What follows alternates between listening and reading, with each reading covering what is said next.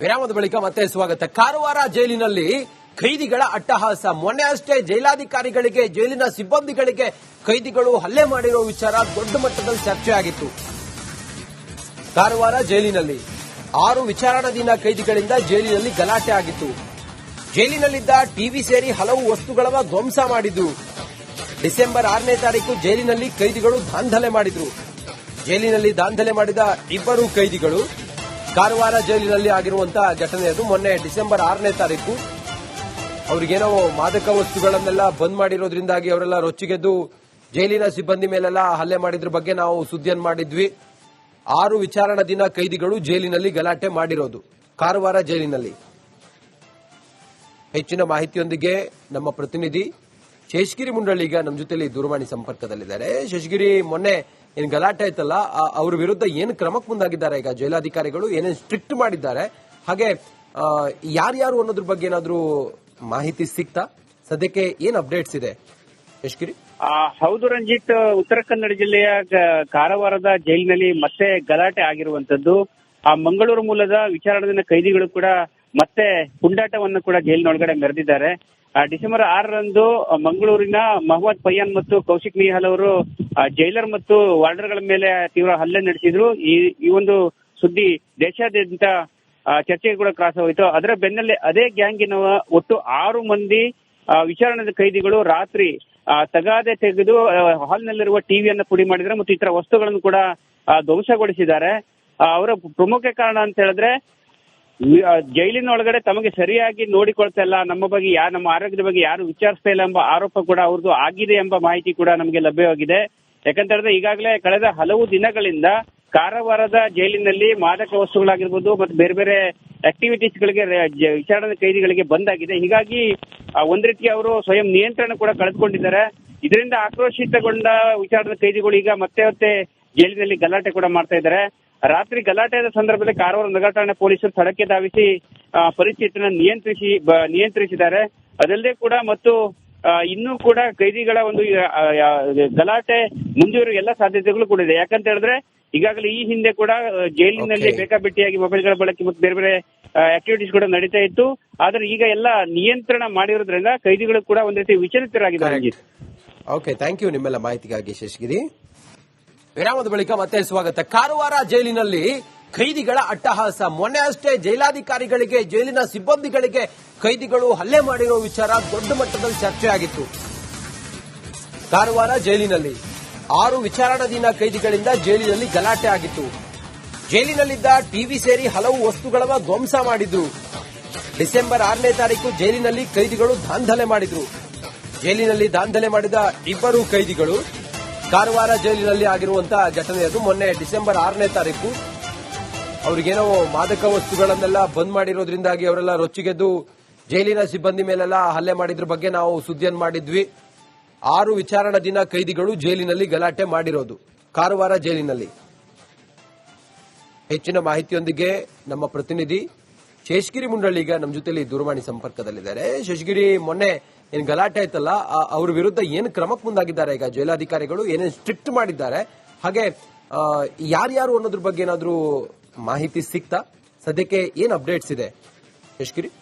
ಹೌದು ರಂಜಿತ್, ಉತ್ತರ ಕನ್ನಡ ಜಿಲ್ಲೆಯ ಕಾರವಾರದ ಜೈಲಿನಲ್ಲಿ ಮತ್ತೆ ಗಲಾಟೆ ಆಗಿರುವಂತದ್ದು. ಮಂಗಳೂರು ಮೂಲದ ವಿಚಾರಣಾಧೀನ ಕೈದಿಗಳು ಕೂಡ ಮತ್ತೆ ಪುಂಡಾಟವನ್ನು ಕೂಡ ಜೈಲಿನೊಳಗಡೆ ಮೆರೆದಿದ್ದಾರೆ.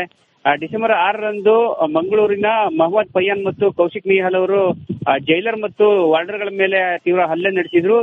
ಈ ಒಂದು ಸುದ್ದಿ ದೇಶಾದ್ಯಂತ ಚರ್ಚೆಗೆ ಕೂಡ ಕ್ರಾಸ್ ಹೋಯಿತು. ಅದರ ಬೆನ್ನಲ್ಲೇ ಅದೇ ಗ್ಯಾಂಗಿನ ಒಟ್ಟು 6 ಮಂದಿ ವಿಚಾರಣೆ ಕೈದಿಗಳು ರಾತ್ರಿ ತಗಾದೆ ತೆಗೆದು ಹಾಲ್ನಲ್ಲಿರುವ ಟಿವಿಯನ್ನು ಪುಡಿ ಮಾಡಿದ್ದಾರೆ ಮತ್ತು ಇತರ ವಸ್ತುಗಳನ್ನು ಕೂಡ ಧ್ವಂಸಗೊಳಿಸಿದ್ದಾರೆ.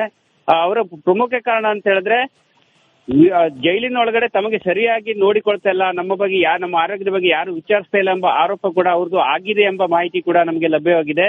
ಯಾಕಂತ ಹೇಳಿದ್ರೆ ಈಗಾಗಲೇ ಕಳೆದ ಹಲವು ದಿನಗಳಿಂದ ಕಾರವಾರದ ಜೈಲಿನಲ್ಲಿ ಮಾದಕ ವಸ್ತುಗಳಾಗಿರ್ಬೋದು ಮತ್ತು ಬೇರೆ ಬೇರೆ ಆಕ್ಟಿವಿಟೀಸ್ ಗಳಿಗೆ ವಿಚಾರಣೆ ಕೈದಿಗಳಿಗೆ ಬಂದಾಗಿದೆ. ಹೀಗಾಗಿ ಒಂದ್ ರೀತಿ ಅವರು ಸ್ವಯಂ ನಿಯಂತ್ರಣ ಕೂಡ ಕಳೆದುಕೊಂಡಿದ್ದಾರೆ. ಇದರಿಂದ ಆಕ್ರೋಶಿತಗೊಂಡ ವಿಚಾರಣೆ ಕೈದಿಗಳು ಈಗ ಮತ್ತೆ ಜೈಲಿನಲ್ಲಿ ಗಲಾಟೆ ಕೂಡ ಮಾಡ್ತಾ ಇದ್ದಾರೆ. ರಾತ್ರಿ ಗಲಾಟೆಯ ಸಂದರ್ಭದಲ್ಲಿ ಕಾರವಾರ ನಗರ ಠಾಣೆ ಪೊಲೀಸರು ಸ್ಥಳಕ್ಕೆ ಧಾವಿಸಿ ಪರಿಸ್ಥಿತಿಯನ್ನು ನಿಯಂತ್ರಿಸಿದ್ದಾರೆ.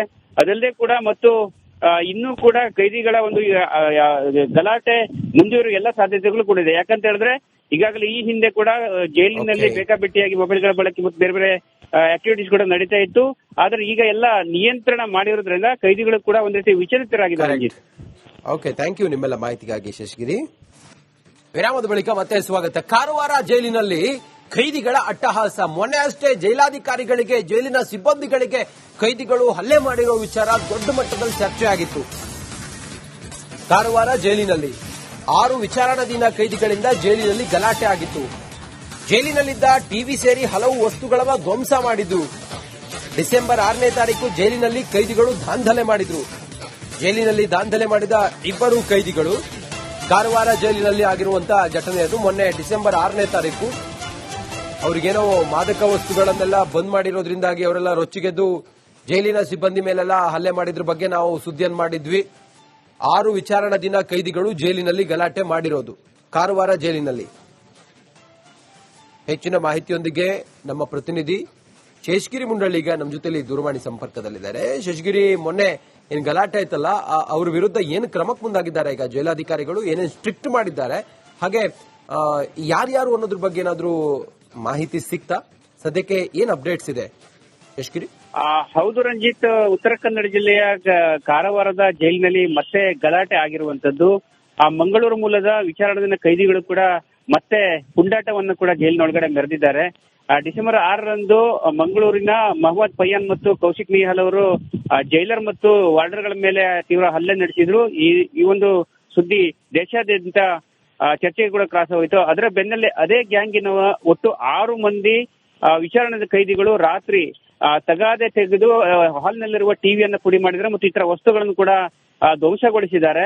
ಅವರ ಪ್ರಮುಖ ಕಾರಣ ಅಂತ ಹೇಳಿದ್ರೆ, ಜೈಲಿನ ಒಳಗಡೆ ತಮಗೆ ಸರಿಯಾಗಿ ನೋಡಿಕೊಳ್ತಾ ಇಲ್ಲ, ನಮ್ಮ ಆರೋಗ್ಯದ ಬಗ್ಗೆ ಯಾರು ವಿಚಾರಿಸ್ತಾ ಇಲ್ಲ ಎಂಬ ಆರೋಪ ಕೂಡ ಅವ್ರದ್ದು ಆಗಿದೆ ಎಂಬ ಮಾಹಿತಿ ಕೂಡ ನಮಗೆ ಲಭ್ಯವಾಗಿದೆ. ಯಾಕಂತ ಹೇಳಿದ್ರೆ ಈಗಾಗಲೇ ಕಳೆದ ಹಲವು ದಿನಗಳಿಂದ ಕಾರವಾರದ ಜೈಲಿನಲ್ಲಿ ಮಾದಕ ವಸ್ತುಗಳಾಗಿರ್ಬೋದು ಮತ್ತು ಬೇರೆ ಬೇರೆ ಆಕ್ಟಿವಿಟೀಸ್ ಗಳಿಗೆ ವಿಚಾರಣೆ ಕೈದಿಗಳಿಗೆ ಬಂದಾಗಿದೆ. ಹೀಗಾಗಿ ಒಂದ್ ರೀತಿ ಅವರು ಸ್ವಯಂ ನಿಯಂತ್ರಣ ಕೂಡ ಕಳೆದುಕೊಂಡಿದ್ದಾರೆ. ಇದರಿಂದ ಆಕ್ರೋಶಿತಗೊಂಡ ವಿಚಾರಣೆ ಕೈದಿಗಳು ಈಗ ಮತ್ತೆ ಜೈಲಿನಲ್ಲಿ ಗಲಾಟೆ ಕೂಡ ಮಾಡ್ತಾ ಇದ್ದಾರೆ. ರಾತ್ರಿ ಗಲಾಟೆಯ ಸಂದರ್ಭದಲ್ಲಿ ಕಾರವಾರ ನಗರ ಠಾಣೆ ಪೊಲೀಸರು ಸ್ಥಳಕ್ಕೆ ಧಾವಿಸಿ ಪರಿಸ್ಥಿತಿಯನ್ನು ನಿಯಂತ್ರಿಸಿದ್ದಾರೆ. ಅದಲ್ಲದೆ ಕೂಡ ಮತ್ತು ಇನ್ನೂ ಕೂಡ ಕೈದಿಗಳ ಒಂದು ಗಲಾಟೆ ಮುಂದುವರಿಯುವ ಎಲ್ಲ ಸಾಧ್ಯತೆಗಳು ಕೂಡ ಇದೆ. ಯಾಕಂತ ಹೇಳಿದ್ರೆ ಈಗಾಗಲೇ ಈ ಹಿಂದೆ ಕೂಡ ಜೈಲಿನಲ್ಲಿ ಬೇಕಾಬಿಟ್ಟಿಯಾಗಿ ಮೊಬೈಲ್ಗಳ ಬಳಕೆ ಮತ್ತು ಬೇರೆ ಬೇರೆ ಆಕ್ಟಿವಿಟೀಸ್ ಕೂಡ ನಡೀತಾ ಇತ್ತು. ಆದ್ರೆ ಈಗ ಎಲ್ಲ ನಿಯಂತ್ರಣ ಮಾಡಿರೋದ್ರಿಂದ ಕೈದಿಗಳು ಕೂಡ ಒಂದ್ ರೀತಿ ವಿಚಲಿತರಾಗಿದ್ದಾರೆ. ಓಕೆ, ಥ್ಯಾಂಕ್ ಯು ನಿಮ್ಮೆಲ್ಲ ಮಾಹಿತಿಗಾಗಿ ಶೇಷಗಿರಿ.